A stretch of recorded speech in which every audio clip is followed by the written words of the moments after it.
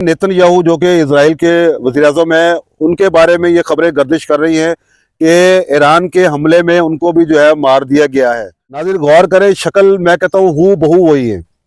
अच्छा, अब वो कह रहे हैं कि भाई जब से पाकिस्तान ने जो है पीसीबी ने जो है इन पर जो है जुर्माना आयद किया है फी खिलाड़ी 50 लाख रुपए, तो उसके बाद ये एयरपोर्ट से जो है ना सीधा वो जो है वो इसी होटल पर आ गए, यहाँ पे उनको जॉब मिल गई है। क्योंकि आज जो है वो भारत का चैनल एबीपी जो है वो भी हैक कर लिया गया। उस पर लिखा हुआ था कि पाकिस्तान हमेशा जिंदाबाद।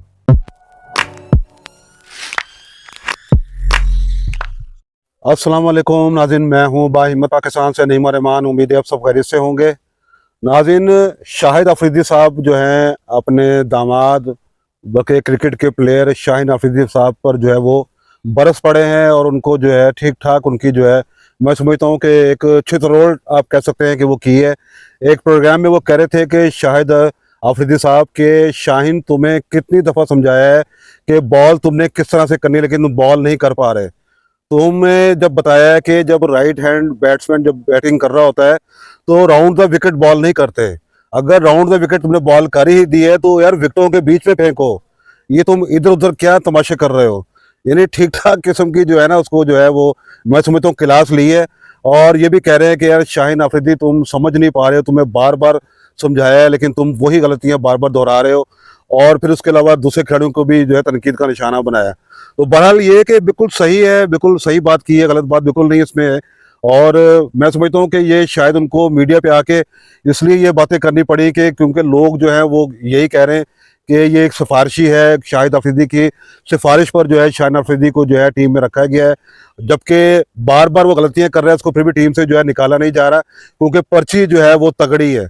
लेकिन मैं समझता हूँ कि आज के बयान के बाद ये बात वाजे होगी हमारे पूरे लोगों को, तमाम लोगों को, कि भाई शाहिद अफरीदी साहब ने जो है खुलकर जो है वो शाहीन अफरीदी की क्लास ली है। उसमें कोई भी उन्होंने जो है वो ये यानी कि तासुर देने की कोशिश नहीं की कि क्योंकि जाहिर है वो भी तंग आ गए भाई। वो यानी कि चलो ठीक है, अगर लोग ये कहते हैं कि भाई सिफारिश से इनको भर्ती किया गया शाहीन अफरीदी को, तो यार वो जिसने सिफारिश की होती है वो भी तंग आया था ना भाई।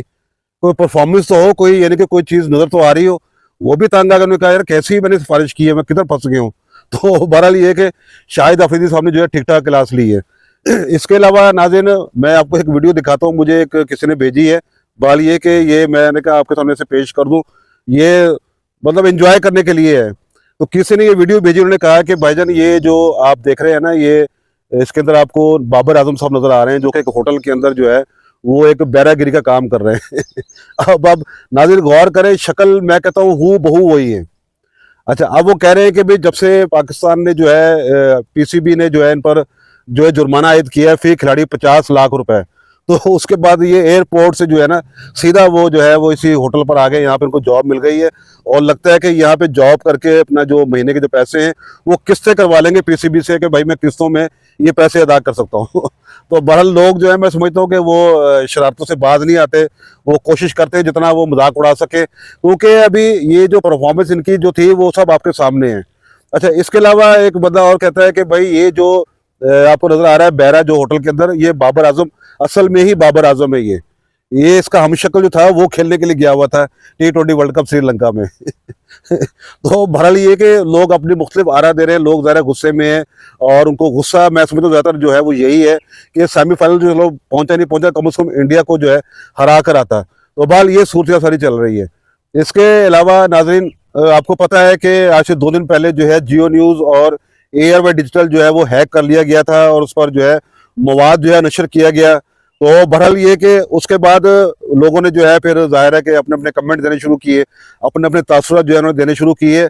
लेकिन आज की मैं आपको खबर बताऊं कि आज जो है वो भारत का चैनल एबीपी जो है वो भी हैक कर लिया गया। उस पर लिखा हुआ था कि पाकिस्तान हमेशा जिंदाबाद।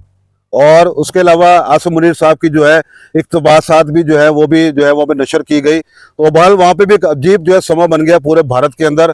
और वहाँ पे स्क्रीन पे बार बार जो है वो एबीपी के जो चैनल है उसमें बार बार ये आ रहा था कि भाई पाकिस्तान हमेशा जिंदाबाद, और आसिम मुनीर की जो है तस्वीर वगैरह ये तमाम चीज़ें जो है वहाँ पे देखी गई। तो बहरहाल मैं समझता हूँ कि पाकिस्तान का चैनल किसने हैक किया या भारत का चैनल किसने हैक किया, बहरहाल जिसने भी किया उसने बैलेंस कर दिया। बहरहाल मैंने आपको बताया कि पहले भी कि अब जो वार है वो इस तरह की वॉर होनी है कि आपने फलां चीज़ को हैक कर लिया, फलां को आपने सिग्नल जो है रोक दिए। तो ये एक सिस्टम जो है ये इसी का एक हिस्सा समझता हूँ मैं ये है। तो बहरहाल ये कि जिसने भी किया भाई उसे बैलेंस कर दिया भाई, बहुत शुक्रिया आपका।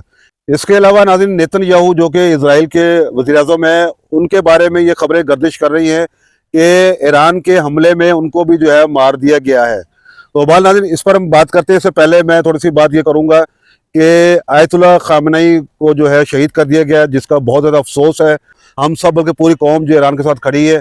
बहरहाल ऐसा नहीं होना चाहिए था, लेकिन अब कहा जा रहा है कि जवाबी हमले में जो है नेतन्याहू को भी जो है मारा गया है। लेकिन अभी तक इसकी कोई तस्दीक या कोई तरदीद या कुछ भी ऐसी खबर नहीं आ रही।